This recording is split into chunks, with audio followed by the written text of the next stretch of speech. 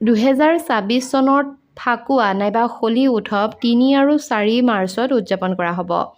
হিন্দু পঞ্জিকা অনুসৰি ফাগুন মাহৰ পূৰ্ণিমা তিথি 3 মাৰ্চ 2024 পুৱা আৰম্ভ হৈ 4 মাৰ্চত শেষ হ'ব। প্ৰদোষ কালত হোলিকা দহন 3 মাৰ্চত হ'ব আৰু মূল ৰঙৰ উৎসৱ অৰ্থাৎ ফাকুৱা 4 মাৰ্চত উদযাপন কৰা হ'ব। নমস্কাৰ, আস্থা ক্ৰিয়েশ্যনৰ নতুন এটা ভিডিঅ'ৰ মাজলৈ আপোনালোক সকলোকে পোনপ্ৰথমে স্বাগতম জনাইছোঁ। আজিৰ এই ভিডিঅ'টিৰ জৰিয়তে ফাকুৱাৰ বিষয়ে কেইটামান বিশেষ কথা আপোনালোকক জনাম, গতিকে ভিডিঅ'টো স্কিপ নকৰাকৈ শেষলৈকে চাই থাকিব আৰু যদিহে এতিয়াও আমাৰ চেনেলটি ছাবস্ক্ৰাইব কৰি ৰখা নাই তেনেহ'লে চেনেলটি ছাবস্ক্ৰাইব কৰি কাষত থকা বেল আইকনটো প্ৰেছ কৰি ল'ব। তেনেহ'লে অকণমানো সময় পলম নকৰি ব'লক আজিৰ ভিডিঅ'টিৰ মাজভাগলৈ আগবাঢ়োঁ। হোলী নাইবা ফাকুৱাৰ দিনটোত আপোনালোকে এইকেইটা কাম ভুলতো নকৰিব। প্ৰথমটি হৈছে ক'লা কাপোৰ। হোলিকা দহন নাইবা ৰং খেলাৰ সময়ত আপোনালোকে ক'লা ৰঙৰ পোছাক পৰিধান নকৰিব। পৰিয়ালৰ সদস্য নাইবা কোনো ব্যক্তিৰ সৈতে বিবাদ নাইবা কাজিয়া নাইবা তৰ্কত লিপ্ত নহ'ব।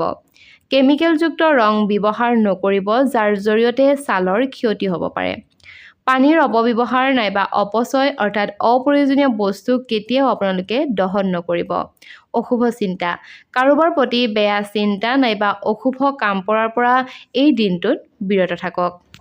ফাকুৱাৰ এই বিশেষ দিনটোত জ্যোতিষশাস্ত্ৰ অনুসৰি ফাকুৱাৰ দিনটোত যিকোনো ব্যক্তিয়ে বিত্তীয় লেনদেনত লিপ্ত হোৱাটো পৰিহাৰ কৰিব লাগে। বিশেষকৈ হোলিকা দহনৰ নিশা কাৰো সৈতে ধনৰ লেনদেন নকৰিব। এনেকুৱা কৰিলে আপোনাক দুৰ্ভাগ্যই লগ দিব। পুৰণি কাপোৰ দান নকৰিব। দান কৰাটো শুভ যদিও ফাকুৱাৰ এই বিশেষ দিনটোত যদিহে আপুনি কাৰোবাক কিবা দান কৰিব বিচাৰিছে তেনেহ'লে অন্য বস্তু দান কৰক। যদিহে এনেধৰণৰ বস্তুবোৰ দান কৰে তেনেহ'লে আপোনাৰ বিপদৰ সন্মুখীন হ'ব পাৰে। এই দিনটোত কোনো দৰিদ্ৰ ব্যক্তিক পুৰণি কাপোৰ দান নকৰিব। যদিহে আপুনি দান কৰিবলৈ বিচাৰে তেনেহ'লে নতুন কাপোৰ দান কৰিব পাৰে। ফাকুৱাৰ দিনটোত কোনো ব্যক্তিয়ে লো আৰু তীখাৰ বাচন দান নকৰিব। এনেকুৱা কৰিলে আৰ্থিক ক্ষতি হ'ব পাৰে। যদিহে আপুনি দেৱী লক্ষ্মীক আপোনাৰ প্ৰতি সন্তুষ্ট হোৱাটো বিচাৰিছে তেনেহ'লে আপুনি হোলিকা দহনৰ দিনা এগৰাকী যুৱতীক সোণেৰে নিৰ্মিত যিকোনো এটা সামগ্ৰী দান কৰিব পাৰে।